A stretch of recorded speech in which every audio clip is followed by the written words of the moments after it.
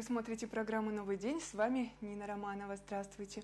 В ближайшую субботу в России отмечается День физкультурника. И герой нашей сегодняшней программы – заслуженный работник физической культуры и спорта республики, спортивный корреспондент ГТРК Чувашия Вячеслав Ильин. Каждый день он рассказывает нам о главных спортивных событиях в республике. И за его плечами десятки зарубежных командировок, а в списке стран, в которых удалось побывать – Франция, Германия, Чехия, Италия, Сербия, Греция и даже Австралия.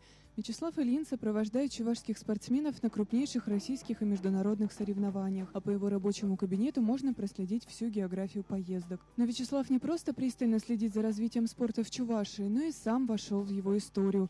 В 1978 году он стал мастером спорта СССР по плаванию, а уже через год первым из чувашских пловцов, кто сумел выплыть из 2 минут на дистанции 200 метров вольным стилем. Этот рекорд не могли побить целых 13 лет.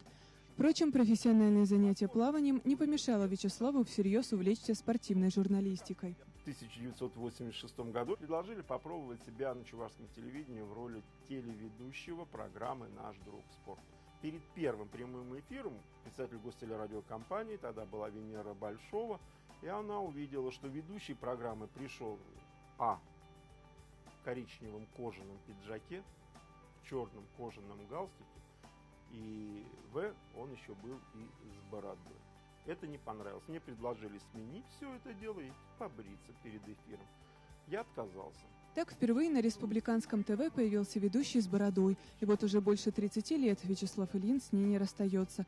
Рассказывает, во время многочисленных командировок происходило немало удивительных и забавных историй. 4 дня по ошибке организаторов 11-го чемпионата мира по карате, версия World Karate Confederation, я в Риге жил под фамилией Корнедович. Так вот они обыграли мое отчество, решили, что это лучшая фамилия, чем Ильин.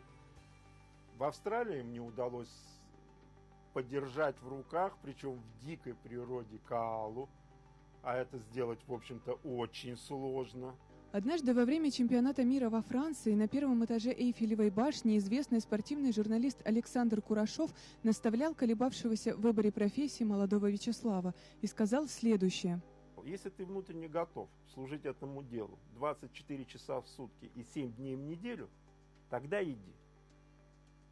Если ты понимаешь, что тебе не справиться с этой ношей, тогда лучше оставайся спортивным чиновником.